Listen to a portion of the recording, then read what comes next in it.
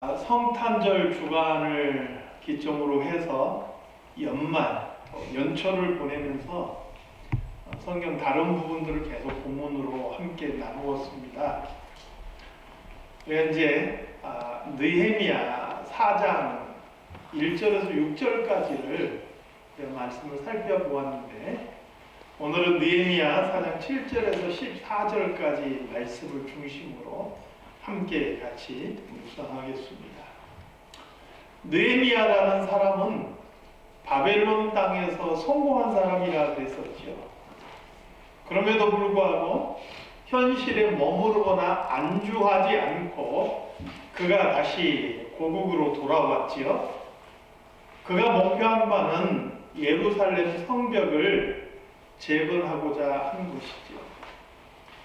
이런 느헤미야의 모습을 우리는 어떤 관점으로 바라봐야 되느냐? 이것을 조국을 다시 한번 회복시키고 조국을 안정시키겠다, 이런 시각으로 바라봐서는 안 됩니다. 분명히 그런 시각으로 바라보는 사람들이 있어요. 실제로 나라가 어려운 상황에 놓여 있거나 또 독립이 필요한 사람들은 너무나 좋은 그런 시각이죠. 그러나 조국의 해방을 바라는 어떤 독립물 같은 것은요, 차라리 성경이 아닌 다른 어떤 영화 한 편을 보는 것이 더 기가 막히게 재미있습니다. 예전에 저는 그 스코틀랜드의 독립을 위해서 싸웠던 그 윌리엄 월레스라는 사람의 일대기를 다룬 브레이브 하트라는 영화를 본 적이 있어요. 아주 대단한 대작이죠. 패션 오브 크라이스트를 제작했던 멜 깁슨이 주연한 영화예요. 얼마나 스케일 있고 얼마나 재미있던지 저 그 영화 개봉관에서 3번을 봤어요. 너무 재미있었어요. 그런 거 보려면 차라리 영화 보는 게 훨씬 더 재밌단 말이에요. 굳이 하나님께서 이런 내용 성경에 기록할 이유가 없는 것이죠. 느헤미야가 어떻게 위기를 헤치고 인생을 살아가는가, 지혜를 주기 위해서라면요, 사실 그 성경 안 봐도 돼요. 지혜를 얻기 위해서라면 탈무드에 더 많은 인생의 지혜들이 담겨 있어요. 굳이 하나님께서 고국 땅에 느헤미야가 돌아서 성벽 쌓는 이 일들을 왜 성경에 기록하셨느냐? 그것은 단순하게 이스라엘 공동체가 회복되고 성벽이 건축되는 것이 그 나라가 회복되는 것만을 의미하지 않기 때문에, 이스라엘이라는 나라는 구약의 교회를 상징하는 것이고요, 또 하나님의 나라를 상징하는 거예요. 교회가 하나님의 사람들이 범죄할 때 하나님의 영광이 어떻게 떠나가는 것을 보여주는 것이고, 얼마나 하나님의 사람들이 하나님을 떠나서 비참해질 수 있는지를 보여주는 게 바로 포로기간이에요. 그렇다면 회개하는 하나님의 사람들을 통해서 하나님께서 어떻게 그들을 회복시키시고, 어떻게 교회를 회복시키시고, 어떻게 하나님의 나라를 이루어 가는지, 그 과정을 보여주는 게 바로 느헤미야서의 이야기를 하는 것이죠.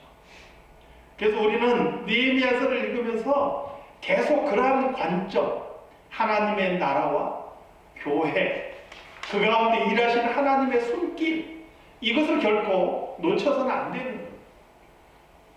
오늘 본문은 이제 건축되는 성벽이 한 절반 정도 올라갔을 때 이야기이죠. 이 성을 건축하지 못하리라 조롱하고 비난하고 자꾸 유언비어 퍼뜨리고, 그렇게 했음에도 불구하고 느헤미야와 한마음이 된 백성들이 각자 자기가 맡은, 전체 성이 있으면 자기가 맡은 그런 구역이 있어요. 그 구역을 맡아서 일제히 성벽을 쌓아 올라가는 거예요. 한쪽에서부터 쌓아가는 게 아니라 전체에서 동시에 쌓아 올라가는데, 한마음이 되니까 이 공사가 굉장히 빨리 진행이 돼요. 그래서 얼마 되지 않아서 성벽을 절반 정도 쌓아 올렸다, 그렇게 말씀하고 있어요. 사실 이 예루살렘 성벽을 제가 직접 봤는데 꽤 높아요. 저는 한국에서도 그 정도 높이의 성 그 벽을 못 봤어요. 그런데 그 성벽을 쌓았는데 불과 52일 만에 그걸 다 쌓은 거예요. 엄청난 속도인 것이죠. 자, 이 소식을 듣고 나서 지금 대적들이 일어나는 게 바로 오늘 본문의 배경입니다. 일이 잘 돼가는데 아무 문제가 없으면 얼마나 좋아요. 그런데 일이 잘 돼가는 중에 문제가 터져 나오는 거예요. 오늘 본문에서는 두 가지 문제가 있고 그 두 가지 문제가 어떻게 해결되는지를 보여주고 있는데, 그것을 통해서 오늘 우리와 우리 가정과 또 우리 교회가 예수 믿는 사람으로서 이 땅에 세워진 빛과 소금으로서 하나님의 나라로서 어떻게 살아가는 것이 합당한 것인지를 우리의 교훈으로 삼기를 원합니다. 첫 번째 문제는 무엇입니까? 7절 말씀을 보니까요, 대적들이 불같이 일어나는 것을 보게 돼요.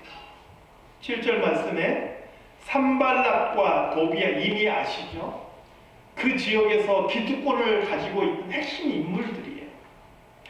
또 아라비아 사람들과 암몬 사람들. 아라비아 사람들과 암몬 사람들은요, 이스라엘이 멸망하는데 일조를 했던 사람들, 뒤에서 공작을 많이 했고요. 이스라엘이 멸망할 때 그것을 크게 기뻐하고 귀에다 하고 예루살렘을 침략해서 많은 유대 사람들을 포로로 잡아서 노예로 팔아먹고, 또 지속적으로 예루살렘을 약탈했던 그런 사람들, 아수돗 사람들. 아수돗은 바로 블레셋 땅 한 도시이죠. 그러니까 이 아수돗 사람들은 블레셋의 후예들인 거예요. 블레셋은 대대로 이스라엘과 전쟁을 벌였던 그런 나라이잖아요. 가장 강력한 대적들이에요. 이들의 입장에서는 이 예루살렘 성벽이 건축되는 것을 기뻐할 수가 없는 거예요. 왜요? 예루살렘 성벽이 건축되면 이스라엘, 이 유대인 공동체가 안정을 찾을 것이고, 그러면 그곳에 행사하던 자기들의 기득권이 약해질 수밖에 없는 것이고, 이전처럼 그것을 약탈할 수도 없는 거예요. 그러니까 이게 기쁘지 않은 거예요. 오늘 본문에 보니까 이들이 분노했다 이야기하고 있습니다. 그래서 뭐라고 이야기합니까? 8절 말씀해 보니까 다 함께 꾀하기를 예루살렘으로 가서 치고 그것을 요란하게 하자, 이렇게 이야기하고 있습니다. 참 사람들 이상하지요. 선한데 지혜롭고 악한데 미련해야 되잖아요. 이상하게 사람들은요, 선한데 미련하고 악한데만 지혜로워요.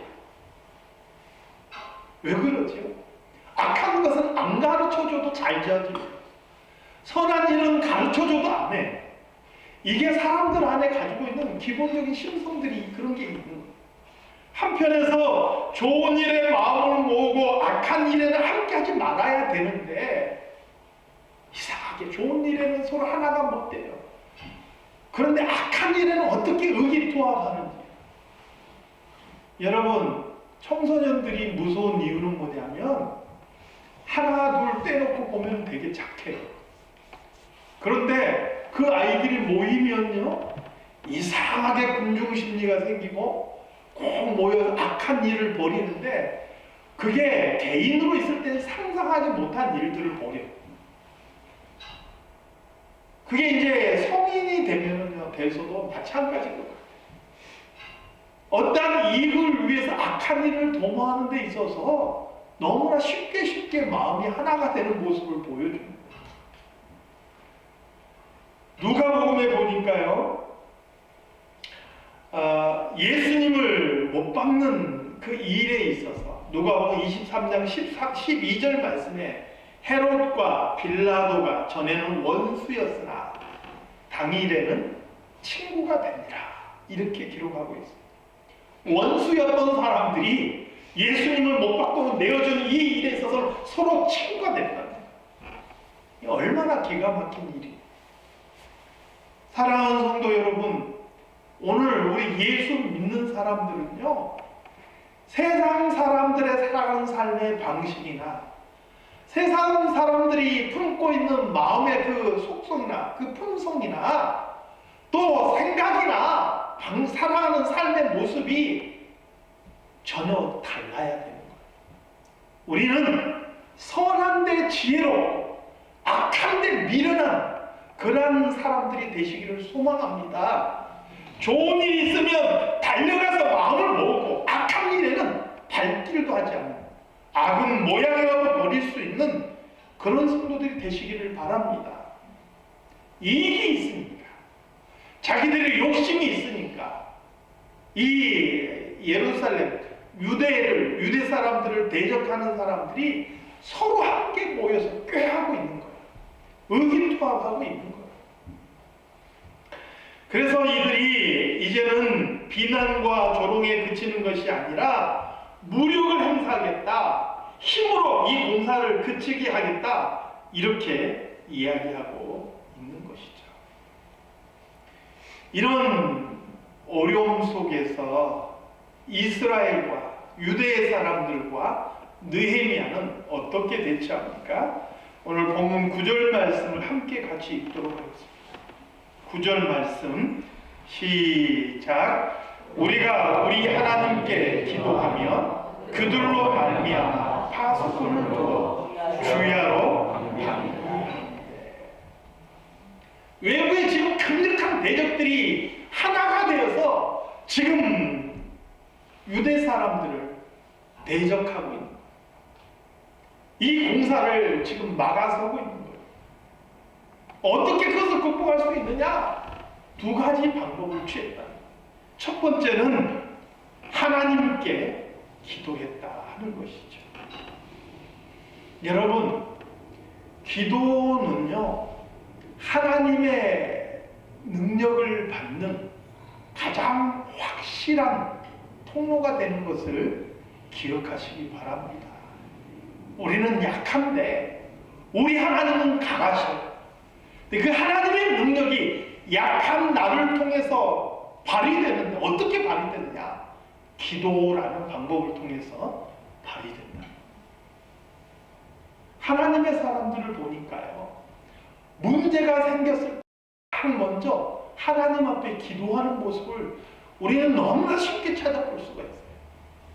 모세가 40년 동안 이스라엘 백성들을 광야에서 인도하는데, 이 패역한 사람들이 조금만 힘들고 조금만 어려우면 모세를 돌로 치려고 합니다. 모세를 돌려 치려고 하는 그 순간순간마다 모세는 하나님 앞에 엎드리는 것을 보게 됩니다. 그게 그가 기도하기 위해서 엎드렸는지 절박해서 엎드렸는지 모르지만 그의 마음속에 그는 간절하게 하나님을 찾는 마음이 있었다. 그리고 그때마다 하나님께서 모세의 손을 붙잡아 주시는 것을 성경 우리에게 보여주는 것이죠. 히스기야 왕이 다스리던 때 사네립의 18만 5천의 군대가 예루살렘을 포위했을 때도 마찬가지예요. 아수리의 사네립이 하나님을 모욕하는 그런 편지를 히스기야 왕에게 보냈지요. 히스기야 왕은 그 편지를 들고 하나님의 성전에 나가서 하나님 앞에 내놓고, 하나님, 저들이 이런 편지를 보냈습니다. 하나님 앞에 기도하는 것을 보게 되죠. 사랑하는 성도 여러분, 문제가 있을 때, 어려움이 있을 때 우리가 해야 될 가장 첫 번째는 하나님 앞에 무릎 꿇어 기도하는 것인 줄로 믿습니다.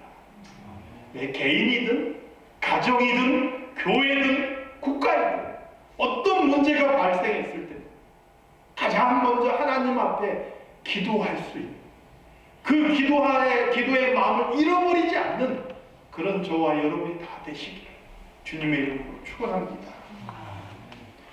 뿐만 아니라 어떤 모습을 보입니까? 기도하며 그들로 말미암아 파수꾼을 두어 주야로 방비한대. 굉장히 중요해요.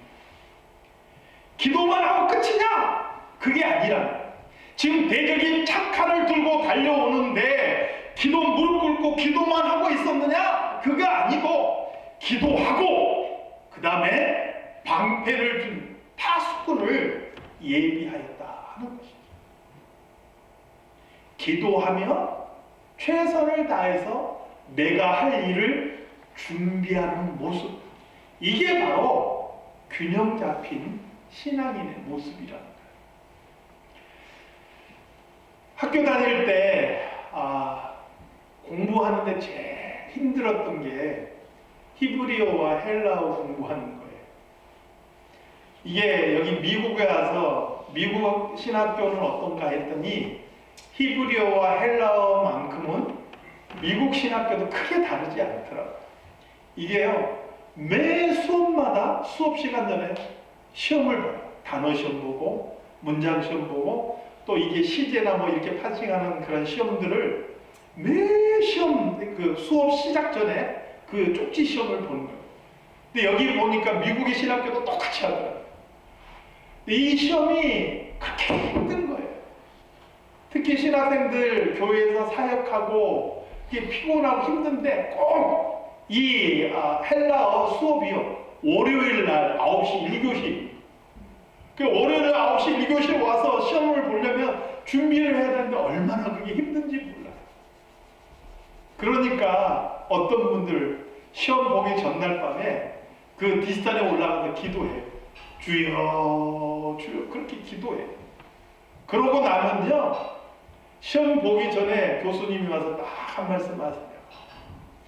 여러분, 시험은 성령님께서도 안 도와주십니다. 기도하시지만 기도하지 말라는 게 아니라 시험 공부하십시오. 이렇게 이야기하시죠. 여러분, 기도만 한다고 해서 시험 잘 보는 게 아니라는 거예요. 기도하면 공부할 때 그게 균형 잡힌 신앙인의 모습이에요.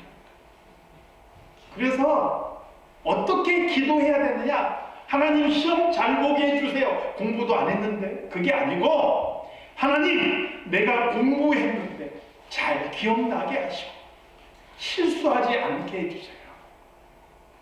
그렇게 기도하는 것이 바람직하다. 우리가 감기 걸렸고 아프고 병이 들었어요. 가장 먼저 뭘 해야 되느냐? 기도해야 되지요. 그런데 기도할 뿐만 아니라 병원에 가고 치료받고 약을 먹어야 된다는 거예요. 이게 균형 잡힌 신앙의 모습이에요. 우리 가까운 데에 있는 이 미국 한 그 교파지요. 거기에서도 몇 년 전에 그런 일이 있었다 그래요. 아이가 병들었는데 이 아이를 기도로 고친다. 병원에도 안 돼요. 기도로 고친다. 그러다 결국 그 아이가 죽었어요. 교회가 큰 어려움이 생겨서 결국은 문을 닫게 됐죠. 치우친 신앙의 모습, 옳은 모습이 아니라 우리가 할 수 있는 일들을 최선을 다해서 하되 그 모든 것이 하나님의 손길 안에 있음을 우리 잊지 않고 하나님 앞에 기도하는 것, 이게 균형 잡힌 바람직한 신앙의 모습이라는 거예요. 오늘 느헤미야와 이스라엘 백성들은 바로 그러한 모습을 보이고 있는 것이죠. 우리가 우리 하나님께 기도하며 그들로 말미암아 파수꾼을 또 주야로 방비하는데 한 손에는 창을 들고 한 손에는 도구를 들고 일하면서 반은 파수꾼을 서고 반은 일에 뛰어들어서 쉼 없이 중단 없이 그 일을 지속했다 하는 거예요. 위험이 있지만 어려움이 있지만 공격에 그런 위기에 노출되어 있지만 공사를 쉬지 않기 위해서 한 손에 창을 들고 한 손에 도구를 들고 절반씩 돌아가면서 지켜가면서 끊임없이 그 일을 지속해 나간다 하는 것이죠. 오늘 우리들에게도 이러한 마음들이 정말 중요한 거예요.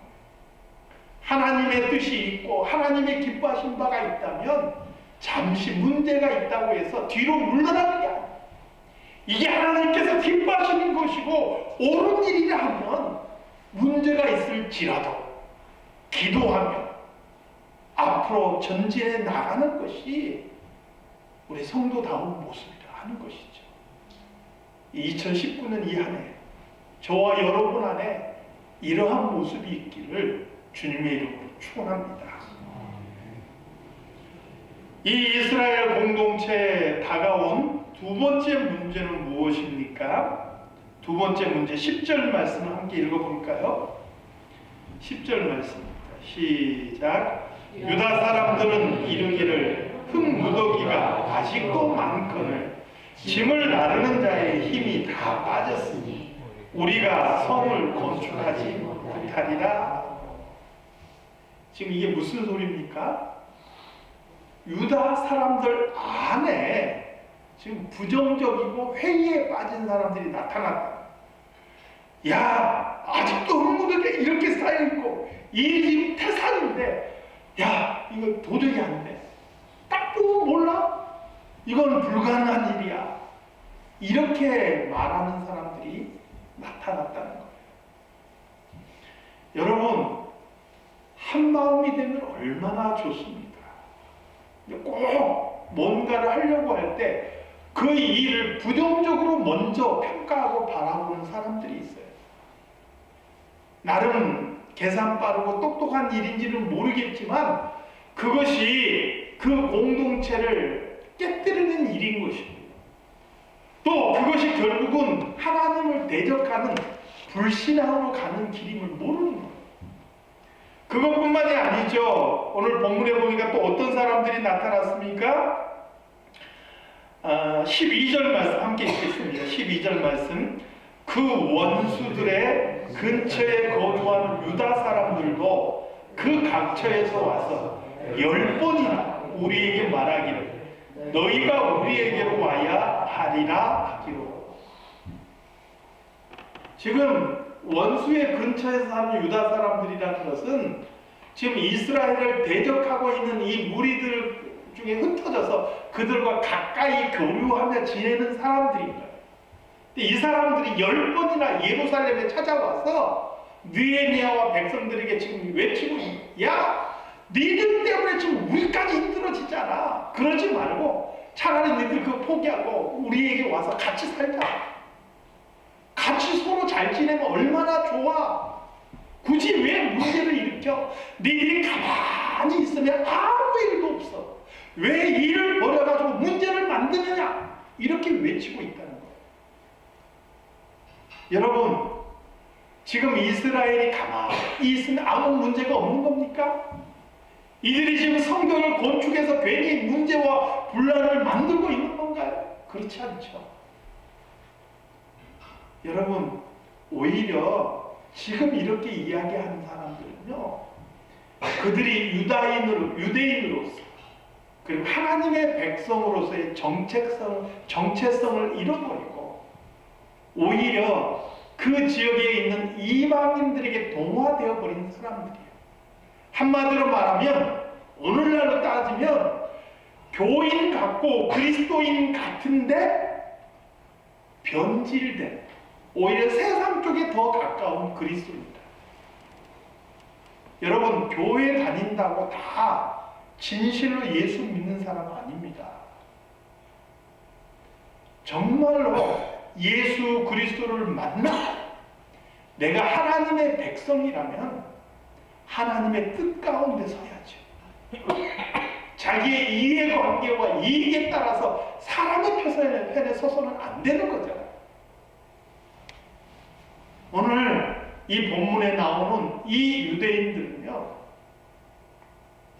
변질된 하나님의 사람, 하나님의 백성들의 모습을 보여줍니다. 사랑하는 성도 여러분, 오늘 이 자리에 있는 우리 성도들은 단 한 사람도 우리의 믿음이, 우리의 신앙과 우리의 정체성이 변질되지 않는 순수한 하나님의 백성으로, 순수한 예수 그리스도의 제자로 그렇게 설 수 있기를 소망합니다. 이들이요, 이렇게 외치니까 백성들이 사기가 꺾이지 않겠어요? 그들의 마음이 갈등이 일어나지 않겠어요? 우리가 이거 잘하고 있는 건가? 진짜 이거 완성할 수 있을 것인가? 늘 여러분 기억하세요. 적은요, 외부에도 있지만 내부의 적이 더 무서운 거예요. 그리고 교회 역사를 보면 교회는 외부의 핍박을 받은 적이 한 번도 없어요. 아무리 외부의 핍박이 거세다 할지라도, 아무리 많은 순교의 피를 흘렸다 할지라도 그 순교의 피를 통해서 오히려 교회는 더 불같이 일어나는 모습을 보여주죠. 교회는 외부의 대적에 의해서 무너진 적이 한 번도 없어요. 교회가 무너진 것은 그 내부에서부터 무너집니다. 내부에서부터 분열되고, 내부에서부터 예수 그리스도의 생명을 잃어버리고, 신앙의 본질을 잃어버리고 변질되었을 때, 그때 교회는 무너집니다. 오늘 이런 유대인들의 도전에 대해서 느헤미야는 어떻게 대처합니까? 우리 14절 말씀을 함께 같이 읽어보겠습니다. 14절 말씀 함께 읽겠습니다. 내가 돌아본 후에 일어나서 귀족들과 민장들과 남은 백성에게 말하기를, 너희는 그들을 두려워하지 말고 지극히 크시고 두려우신 주를 기억하고, 여기 그들을 두려워하지 말라는 것은 오는 대적들이나 지금 외치고 있는 저러한 사람들이 아니라는 거예요. 우리가 기억해야 될 대상은 누구냐? 크시고 지극히 크시고 두려우신 주님이라, 하나님이시라. 우리 이미 지난 주간에도 말씀을 통해서 살펴봤죠. 우리가 바라봐야 될 것은, 우리가 바라봐야 될 대상은 예수 그리스도이지 우리에게 불어오는 물결과 바람이 아니라는 거예요. 우리가 물결과 바람을 바라보는 순간 거기에 삼켜지는 거예요. 그러나 우리가 예수 그리스도를 바라보고 그분을 우리 마음에 품고 있는 한 우리는 결탄코 무너지지 않는다. 느헤미야는 바로 그것을 백성들에게 외치고 있는 거예요. 오늘 본문은 아닌데요, 우리 성경 펴신 분들은 20절을 한번 같이 읽어볼까요? 20절 말씀 함께 읽겠습니다. 너희는 어디서든지 나팔 소리를 듣거든 그리로 모여서 우리에게로 나아오라. 우리 하나님이 우리를 위하여 싸우리라 하였느니라. 여전히 모여요. 여전히 준비해요. 여전히 창칼 들고 그렇게 함께 모여서 대비를 해요. 그러나 느헤미야는 분명히 이야기합니다. 뭐라고 이야기해요? 우리 하나님께서 우리를 위하여 싸우시리라. 그래서 누구를 바라보자고요? 하나님을 바라보자. 우리가 누구를 믿기 때문에 이 자리에 모여 있는 거예요? 하나님을 믿기 때문에 이 자리에 모여 있는 거잖아요. 우리가 세상의 어떤 단체가 아니잖아요. 이익을 취하는 기업이 아니잖아요. 우리는 전능하신 하나님, 세상의 주인 되신 하나님, 우리를 위하여서 아들을 이 땅에 보내주시고 우리를 구원해 주신 그 하나님을 믿는 사람들이잖아요. 문제 속에서, 어려움 속에서 우리가 누구를 바라봐야 되느냐? 하나님을 바라봐야 되지 않느냐? 그 하나님께서 우리를 위하여 싸우실 줄 믿습니다. 이 한 해 우리 앞에 무슨 일이 기다리고 있을지 우리는 알 수 없습니다. 우리 가정도, 우리 교회도. 분명한 것은 절대로 하나님을 잊지 않기를 바랍니다. 하나님을 기억하시기 바랍니다. 그리고 그 하나님이 우리를 위해 싸우신다는 사실을 잊지 않고 기억하시길 주님의 이름으로 축원합니다. 하나님 아버지,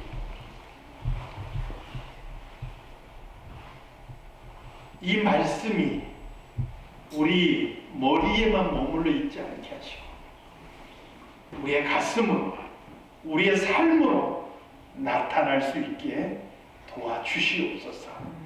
어떤 순간에도, 어떤 갈림길에 서 있든지, 어떤 문제 앞에 서 있을지라도 우리가 하나님을 기억하고 하나님께서 우리를 위하여 싸우심을 잊지 않게 하여 주시옵소서. 예수님의 이름으로 기도드리옵나이다. 아멘.